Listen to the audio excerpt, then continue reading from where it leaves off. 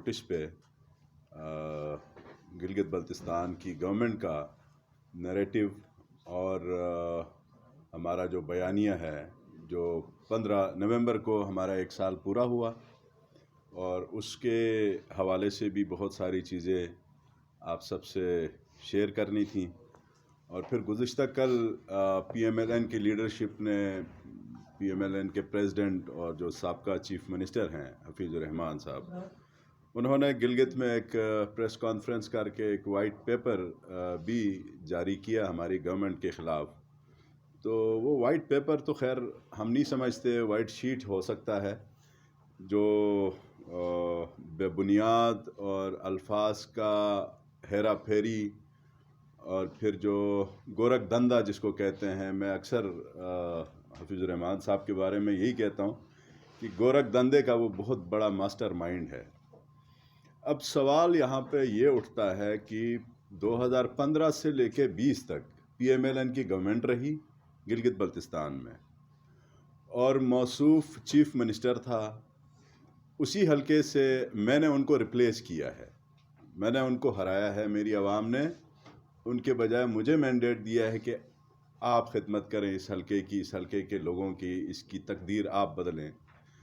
اور ذاتی طور پہ وہ ووٹ شاید میرا 10 یا 15% ہوگا۔ وہ ووٹ بیسکلی وزیر اعظم پاکستان عمران خان صاحب کا تھا، تبدیلی کا تھا، کرپشن کے خلاف ووٹ تھا، اقربا پروری کے خلاف ووٹ تھا۔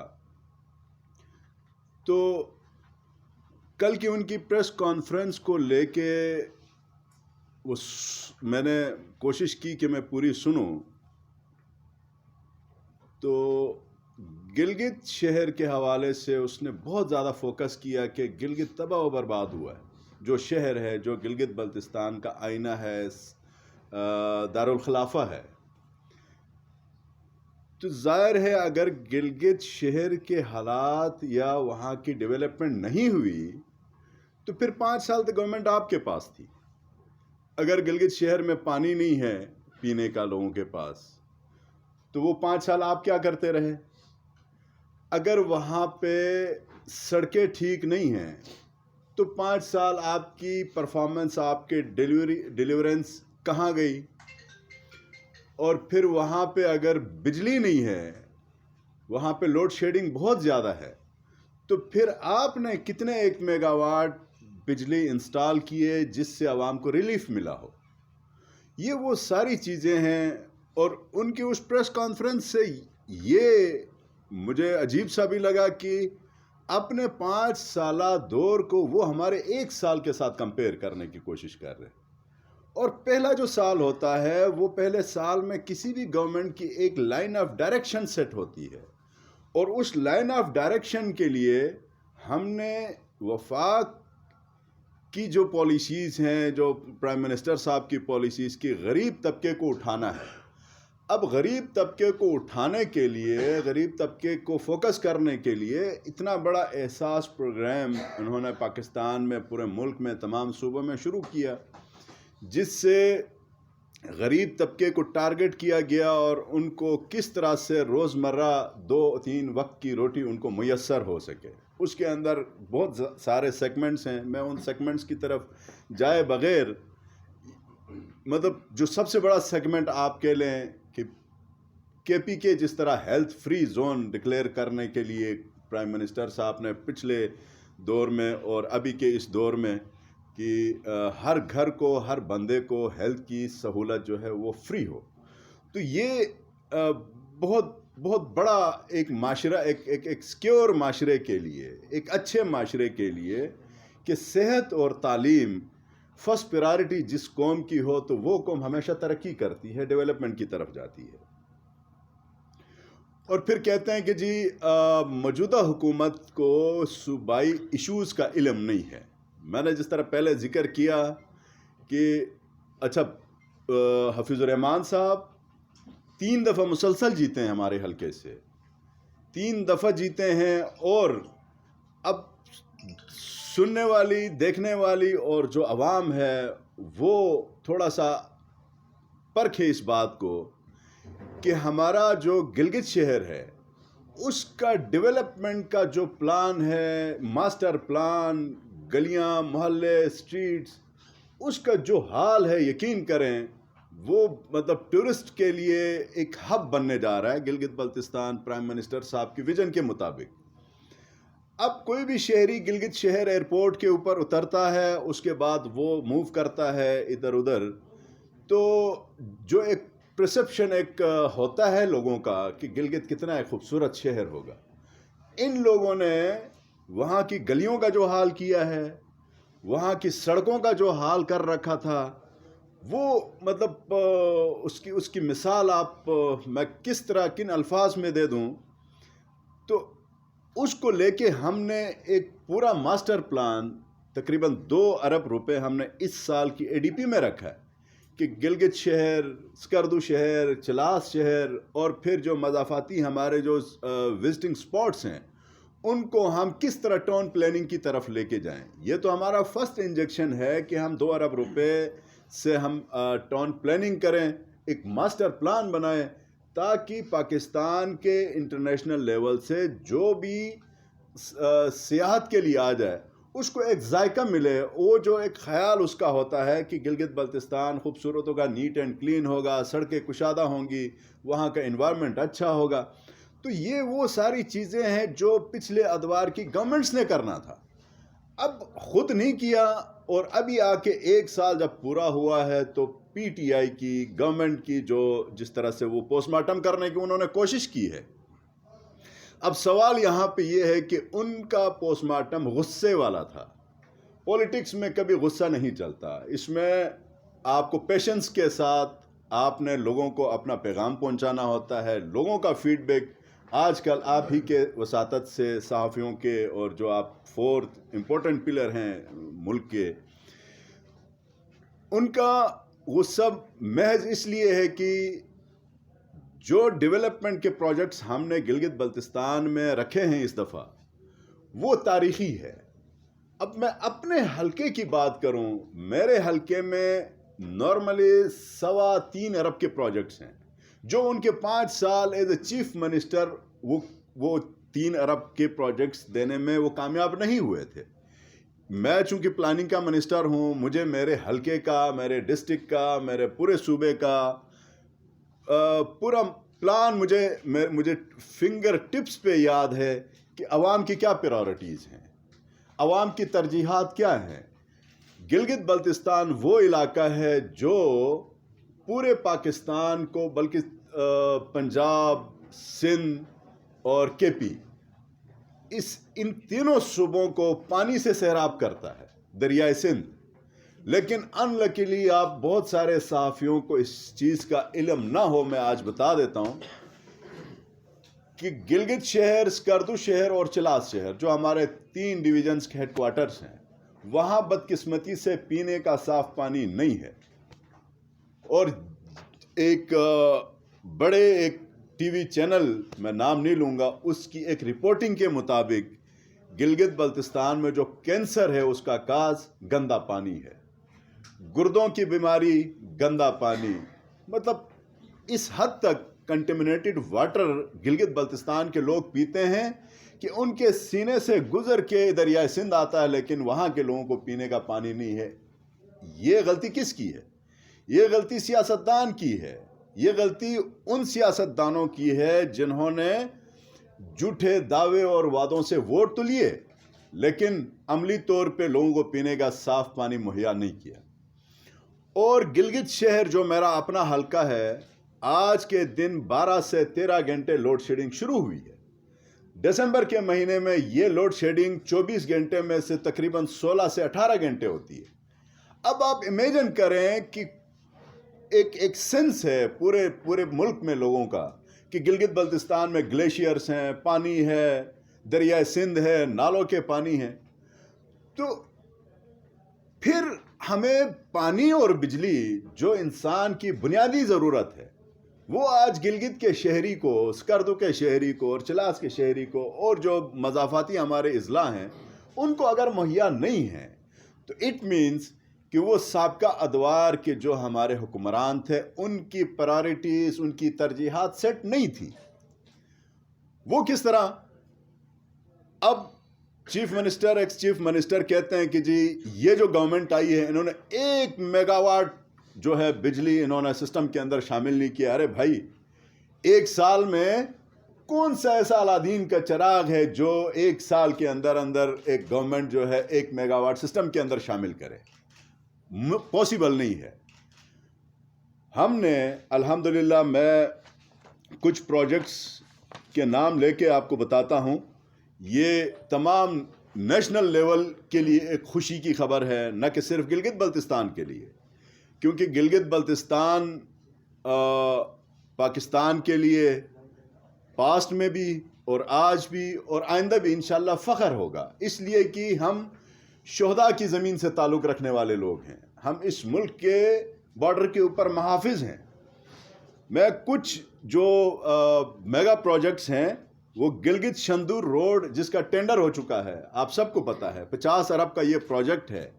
یہ ہماری گورنمنٹ کے آتے ساتھ ہی prime minister of Pakistan Gilgit تشریف لائے. انہوں نے 375 ارب روپے کا ایک mega plan financial package Gilgit Baltistan کی عوام کے لیے دیا, اور اس کے نتیجے میں 6 مہینے کے قلیل مدت میں ہماری گورنمنٹ نے, چیف منسٹر خالد خورشید نے اور اس کی پوری ٹیم نے مل کے اس جو پروجیکٹس تھے ہمارے ڈیولپمنٹل پروجیکٹس کے اوپر دن رات کوشش کر کے بہت کم ٹائم میں, آپ کو خود پتہ ہے, آپ اس سسٹم سے واقف ہیں کہ ایک پروجیکٹ کا PC1 بنتا ہے, ڈاکومنٹیشن ہوتی ہے, پھر اگر وہ PSDP کا پروجیکٹ ہے تو CDWP سے اس نے اپروو ہونا ہوتا ہے, پھر اس کے بعد اگر 10 ارب سے اوپر کا ہے تو پھر ایکنک میں جانا ہوتا ہے. یہ ایکنک کا پروجیکٹ محض 6 مہینے کے اندر اندر اس کو اپروول ہونے کے بعد اس کا ٹینڈر بھی ہو چکا ہے, اور جو جن کو ملا ہے انہوں نے اپنا کام بھی اس پہ ایکسیکیوٹ کیا ہے. اور یہ گلگت کو شندور چترال کے ساتھ اور KPK کے ساتھ ملانا ہے, جو ایک خواب ہے کہ انٹر پروونشل کنیکٹیویٹی کو مزید اسٹرینتھن کر کے, مزید کلوزر کر کے پاکستان کے لوگوں کو اور انٹرنیشنل کمیونٹی کو ایک اچھا سیاحتی مقام دیں, ایک اچھا سیاحتی ایریا دیں. اور پھر تھالیچی شونٹر یہ ایک روڈ ہے جو کشمیر کے ساتھ جا کے ملے گا, جو بہت بڑا ہمارا شونٹر ٹنل ایک خواب ہے گلگت بلتستان کے لوگوں کا. وہ ڈسٹرکٹ استور سے ہوتے ہوئے آگے جا کے یہ کشمیر کیل سے بھی آگے جا کے یہ ملے گا, اور آزاد کشمیر تک اس کا اپروچ ہوگا. جو جو ہماری ایگزسٹنگ ہے اس میں 12 گھنٹے لگتے ہیں, تو اس روڈ کے بننے کے بعد یہ 7 گھنٹے میں گلگت کا ایک شہری اسلام آباد پہنچے گا. یہ بہت بڑا پروجیکٹ ہے. پھر ہینزل پاور پروجیکٹ جو 20 میگا واٹ کا ٹینڈر ہو چکا ہے, اس کی باقاعدہ کام بھی شروع ہوا ہے. اب یہاں پہ بہت اہم جو بات ہے وہ یہ ہے کہ ہمارے جو نالے ہیں, نالوں میں آتا ہے گلیشیئر کا پانی, اور پھر اسی نالے میں کئی دفعہ ایسا ہوتا ہے فلڈ آتا ہے, جس کی وجہ سے وہ جو ہمارے پاور ہاؤسز ہوتے ہیں وہ برسٹ ہو جاتے ہیں, اس میں وہ بہہ جاتے ہیں. پھر گلیشیئر کا پانی یقیناً گندا ہوتا ہے جو آپ کے ٹربائنز کو نقصان پہنچاتا ہے. تو یہ لانگ رن اور یہ سروائیول آپ کے نالوں کا جو پروجیکٹ ہے یہ لانگ رن کے لیے نہیں ہوتے.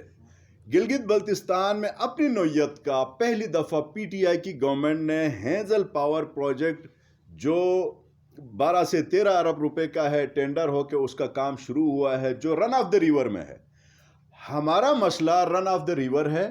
ہمارا مسئلے کا حل جو ہے وہ یہ نالوں کے پروجیکٹس نہیں ہیں, جس طرح حفیظ الرحمان جو کہتے ہیں کہ جی 1 میگا واٹ انہوں نے نالوں پہ اسکیم نہیں رکھی. ہم نے 3-4 اسکیمیں تو رکھی ہیں, لیکن وہ ہمارے مسئلے کا حل نہیں ہے.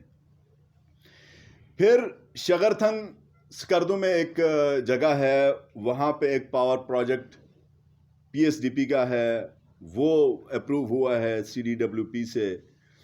پھر نلتر میں جو گلگت سے 25-30 کلومیٹر کے فاصلے پہ 16 میگا واٹ کا ایک پروجیکٹ ہے. स्कर्दू में हमने प्रोजेक्ट रखा है बल्क ऑयल डिपो। जो ऑयल डिपो है वो चूँकि पिंडी रावलपिंडी से हमारी जो तेल है वो गिलगित बल्तिस्तान चूँकि दूर अफ्तादा इलाका है, वहाँ पे एक बल्क डिपो था, मेरे अपने गांव में था। अभी हमने एक्सटेंड किया है, डायरेक्ट स्कर्दू यहाँ से तेल जाएगा। ये बहुत बड़ा प्रोजेक्ट है। फिर गोरीकोट से अस्तोर, फिर होते हुए शगरथंग स्कर्दू, यानी अस्तोर को स्कर्दू से मिलाने का एक हमारी कनेक्टिविटी का रोड है जो अप्रूव हमारा हुआ है। फिर अताबाद जो बहुत खूबसूरत जगह है, लोग उस डैम को देखने के लिए मुल्क के दीगर हिस्सों से लोग जाते हैं। वहाँ पे 50 मेगावाट का बिजली घर वहाँ पे हम बनाने जा रहे हैं, जो CDWP और एक्निक दोनों से मंजूर है। फिर हमारी शाराएँ हैं, दारेल बहुत खूबसूरत वैली है दियामर में, तांगीर बहुत खूबसूरत वैली है, उसके बाद डिस्ट्रिक्ट नगर। इन तीनों वैलीज़ के लिए एक्सप्रेस वेज वो हमारे फेडरल PSDP से मंजूर हुए हैं। तो बात यह है कि कमज़ोर तबके को कैसे उठाना है, ये PTI की पॉलिसी है, ये इमरान खान साहब की पॉलिसी है। और फिर हुकूमत की एक सिमत होती है और हमारी वो सिमत ठीक है। मैं कुछ चीज़ों को उठा के ही बात कर सकता हूँ, क्योंकि प्रेस कॉन्फ्रेंस ज़्यादा लंबी हो तो लोग व्यूअर्स इसके कम होते हैं। क्रक्स में बता देता हूँ। अब गिलगित बल्तिस्तान में 2004 से लेके आज के दिन तक जो हमारे दो इम्पोर्टेंट सेक्टर्स होते हैं, एजुकेशन और हेल्थ, ये आपको हैरत की बात आपको लगेगी कि बुलंद बांग तकारीर करके जलसों में और प्रेस कॉन्फ्रेंसेस करके लोगों का जो है सोच को डाइवर्ट करने की जो एक हिकमत है एक्स चीफ मिनिस्टर के पास। उनसे मेरा सवाल है आपके कैमरे की तवज्जुह से कि आपने अपने दौर में और उससे पहले की जो गवर्नमेंट थी पीपल्स पार्टी की, उन्होंने हेल्थ और एजुकेशन में माँ सिवाय ग्रेड 1 के, माँ सिवाय स्वीपर के, आपने कौन से ऐसे टेक्निकल पोस्ट के ऊपर रिक्रूटमेंट करवाई है? गिलगित बल्तिस्तान में आपको हैरत होगी कि पूरे सूबे में हमारे पास नर्सिस, ट्रेंड नर्सिस जो हैं वो 46 हैं। 46 नर्सिस के साथ पूरा सूबा हमारा चल रहा है। आप जाएं RMC में जाएं, आप इधर ये पिम्स में जाएं, उनके पास नर्सिस की स्ट्रेंथ आप मालूम करें। अगर 2-3 हज़ार से कम हुई तो आप जो चोर की सज़ा वो हमें दे दें। इस तरह से इन्होंने सूबा चलाया है। वहाँ पे जो स्कूल्स हैं, स्कूल्स में उन्होंने ग्रेड 1 ज़रूर भर्ती किया है, चौकीदार ज़रूर भर्ती किया है, लेकिन एक्सपर्ट टीचर भर्ती नहीं किया। क्यों? क्योंकि उन्होंने जिस तरह से वोट लिए, ग्रेड 1 चपरासी, उनकी अपॉइंटमेंट, उनकी पोस्टिंग, उनकी ट्रांसफरी, ये ही उनकी प्रायोरिटीज़ रही हैं। अब एक हॉस्पिटल के अंदर एक अपना ऑपरेशन करता है किसी मरीज़ का, कोई डॉक्टर करता है, उसका पूरा स्टाफ मिलके, फिर उसको वार्ड में शिफ्ट करते हैं, ICU में उसको शिफ्ट किया जाता है। उस डॉक्टर का काम ऑपरेशन करने के बाद ख़त्म होता है, उसका केयर करना फिर नर्स का काम होता है। वो फिर जब नर्स आपका ना हो और वो आपकी उस फैसिलिटेशन के लिए वो सहूलत ना हो, तो फिर यही होता है कि गिलगित बल्तिस्तान का बंदा जब बदकिस्मती से बीमार हो जाता है, कोई बड़ी बीमारी आती है, ऑपरेशन की नौबत आती है, तो उसने अपनी ज़मीन बेच के इस्लामाबाद आना होता है। ये इनकी प्रायोरिटीज़ रही हैं। तो लिहाजा हमने क्या किया है, हमने आते साथ ही 500 LHWs वो यहाँ से फेडरल से हमने मंजूर करवाया। उसका इश्तहार आया है, इस महीने के एंड में इंशाल्लाह हम उनकी रिक्रूटमेंट करने जा रहे हैं। फिर हेल्थ को लेके हमने अपने डॉक्टर्स को, क्योंकि गिलगित बल्तिस्तान दूर अफ्तादा है, वहाँ के बड़ी एक तादाद के जो हमारे डॉक्टर्स हैं मुल्क के दूसरे सूबों में, दूसरे बड़े हॉस्पिटल्स में सर्व कर रहे हैं। क्यों? इसलिए कि वहाँ पे फैसिलिटीज़ नहीं हैं, वहाँ पे उनकी ان کے مقابلے کے یا ان کے لیول کے مطابق ایکوپمنٹس نہیں ہیں، مشینری نہیں ہے، ایم آر آئیز نہیں ہیں. مجھے تو ایکوپمنٹ کے نام بھی نہیں آتے، لیکن اتنا ضرور میں کہوں گا کہ ان کو وہاں پہ فیسلٹیز نہ ہونے کی وجہ سے ہمارا جو اسپیشلسٹ ڈاکٹر ہے وہ کہیں پمس میں ہے، کہیں پشاور میں ہے، کوئی تو کراچی میں ہے. اب ہم نے اس سال کی اپنی اے ڈی پی میں اور فیڈرل سے ہم نے جو منظور کروائے ہیں اس میں سے ہم نے ایک بہت بڑا چنک ہیلتھ ریفارمز کے لیے اور ان ڈاکٹروں کو جو سکردو کے آخری کونے میں دمسم ایک علاقہ ہے جو بہت دور افتادہ ہے، سردیوں میں گھر سے باہر نکلنے کی گنجائش نہیں ہوتی ہے. پھر استور ڈسٹرکٹ میں ایسے علاقے ہیں، ایسے گاؤں ہیں جہاں پہ پیناڈول بڑی مشکل سے ملتی ہے.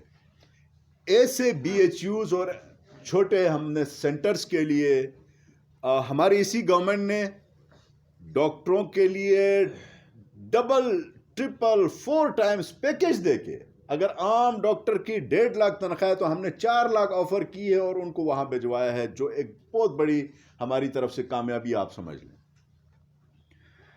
پھر میڈیسن کے حوالے سے انہوں نے بات کی کہ میڈیسن کے ٹینڈرز نہیں ہوئے، لیٹ ہو گئے ہیں. ہاں بالکل لیٹ ہوا ہے. میڈیسن کا ٹینڈر اس لیے نہیں ہوا کہ ہم چاہتے ہیں کہ میڈیسن کا جو گلگت بلتستان کا 1 ٹائم میڈیسن کے لیے ٹینڈر ہوتا ہے ہر سال، اور وہ گلگت میں ہوا کرتا تھا. اس میں عام عوام کی زد عام ہے یہ بات کہ گلگت میں جو دوائی آتی ہے وہ 4 نمبر 5 نمبر 10 نمبر کی دوائی آتی ہے، وہ اثر ہی نہیں کرتی ہے. تو پھر ہم گورنمنٹ کا پیسہ بھی استعمال کریں، آگے سے ہمیں دوائی کا اور اس میڈیسن کی کوالٹی بھی نہ ملے اور وہ اثر بھی نہ کرے اس مریض کے لیے. تو پھر ہم نے نیشنل وینڈرز کی طرف ہم گئے، اس کی کوالٹی کو انشور کرنے کے لیے ہم وہ ٹینڈر انشاءاللہ اسلام آباد میں کروا رہے ہیں. ڈاکومنٹیشن ساری ہوئی ہے اور فار دی ٹائم بینگ 3 دن پہلے 3.5 کروڑ روپے اس کے دوائیوں کے لیے ہم نے جاری کیا ہے.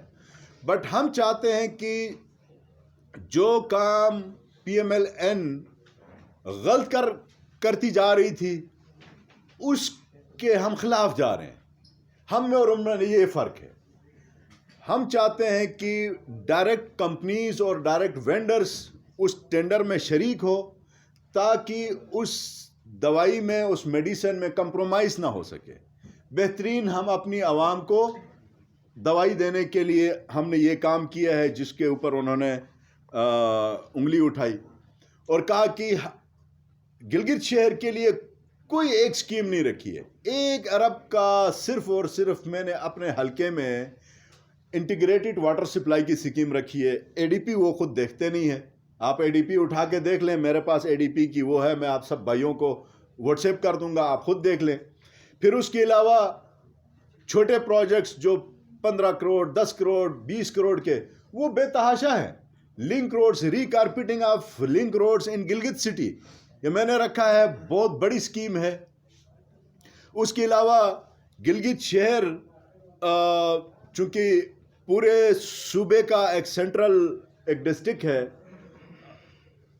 ایک ہی ویمن ڈگری کالج جس میں 6000 سٹوڈنٹس بچیاں ہماری پڑھتی ہیں. اپنے حلقے میں ایک اور ڈگری کالج میں نے اپنی سکیم میں اس کو انکارپوریٹ کروایا ہے. تو یہ وہ سکیمز ہیں جو ڈائریکٹ عوام کو اثر کرے گی، عوام کا براہ راست اس سے فائدہ ہوگا، لوگوں کو ڈور سٹیپس پہ آسانیاں پیدا ہوں گی. ہم اکثر گورنمنٹس کرتی ہیں کہ جی 3 مہینے کا اپنا پلان دیتی ہیں، پھر 1 سال کا دیتی ہیں، لیکن پی ٹی آئی میں اور دوسری سیاسی جماعتوں میں، صوبے کی بات کر رہا ہوں، ہم میں اور ان میں یہ فرق ہے کہ 1 سال کے بعد میں نے آپ کو یہ جو میگا پروجیکٹس گنوائے ہیں، اس کے علاوہ جو ہمارے جو سالانہ جو ہمارا بجٹ ہے 16 ارب روپے گلگت بلتستان کا اینول اے ڈی پی، اس پر ہم نے تقریباً ہر اس سیکٹر کو ٹچ کیا ہے جس سے ڈائریکٹ عوام کو فائدہ ہو. ہم نے یہاں تک ایک چھوٹا سا ایک پروجیکٹ لے کے آپ کے سامنے وہ کرتا ہوں کہ گلگت بلتستان چونکہ ایگریکلچر لینڈ نہیں ہے، وہاں پہ پہاڑ زیادہ ہیں، دریا ہے، بیرن لینڈز ہیں، تو زراعت کے لیے افاد کا ETI کا ایک پروجیکٹ جو پچھلی گورنمنٹ سے چلتا ہوا اب تک آ رہا ہے، اس کو ہم تیزی کی طرف آگے بڑھا رہے ہیں، اور اس کو ڈیری فارمنگ کو لے کے ہم نے انشور کیا ہے، چیف منسٹر نے ہمارے تمام منسٹروں کو، کہ ہر حلقے میں ایک ڈیری فارمنگ کے لیے ایک پروجیکٹ ہو 5 سے 10 کروڑ کا، تاکہ ہماری جو گھریلو خواتین ہیں دیہاتوں میں، وہ بجائے دیسی گائے جو 1 سے 2 کلو دودھ دیتی ہے، چارہ اتنا ہی کھاتی ہے، ہم ایک نسلی گائے کی طرف جائیں جو 10 سے 12 کلو دودھ دے اور اس سے اس خاتون کے چھوٹے موٹے مسئلے مسائل حل ہو. مطلب عوام کی نوعیت کے کام کی میں بات کر رہا ہوں. اور ایسے بڑے پروجیکٹس ہیں جن کو لے کے انشاءاللہ ہم آگے بڑھ رہے ہیں. باقی اس کے علاوہ ایکس چیف منسٹر کو بہت زیادہ جو تکلیف ہے کہ ہماری جو PSDP کے پروجیکٹس ہیں جو میں نے آپ کو بتایا، اور ہمارے ADP کے جو پروجیکٹس ہیں وہ ان کو کھٹکتا ہے. اور مجھے کل ان کی پریس کانفرنس سن کے بہت زیادہ تکلیف ہوئی کہ جی PTI کے چور لٹیرے یہ وہ. میں حیران ہوا کہ جناب چور کون ہے، ڈاکو کون ہے، اور وہ کہاں آج بیٹھا ہے. پوری دنیا کو پتہ. میں ایک پاکستانی ہونے پہ فخر کروں، اور ساتھ ہی ساتھ میں چوری کے الزام پہ، چوری کے خوف سے، پکڑ کے خوف سے میں جاؤں لندن، میں جاؤں امریکہ اور واپس میں آنے کا نام نہ لوں. تو انسان کو بات وہ کرنی چاہیے جو وہ جسٹیفائی کر سکے. عمران خان صاحب تو ایک کھلی کتاب ہیں، ان کی ذات پوری دنیا کے لیے کھلی کتاب ہے. جس طرح سے انہوں نے ڈٹائی کے ساتھ EVM کی جو ووٹنگ کا جو ہمارے پاکستانیز کے لیے جو بیرون ملک جو آباد ہیں ان کے لیے جو ماحول دیا، اب ان کو اس بات پہ بھی تکلیف ہے کہ یہاں جو مردہ لوگوں کا جو ووٹ کاسٹ ہوا کرتا تھا اس سے پہلے، اب اس کے جب دروازے بند ہوئے ہیں، جو زندہ ہوگا 1 ووٹ 1 پرسن، اور ایک بندہ ایک ہی جگہ ایک ووٹ دے گا، تو پھر 32 33 34 آپ کے اتنے بڑے بلز قومی اسمبلی میں پاس ہوئے، جس سے ان کا مستقبل جب وفاق میں خطرے میں پڑ رہا ہے، تو گلگت بلتستان میں بھی ماں سوائے اس قسم کے نازیبہ الفاظ کا استعمال کرنا.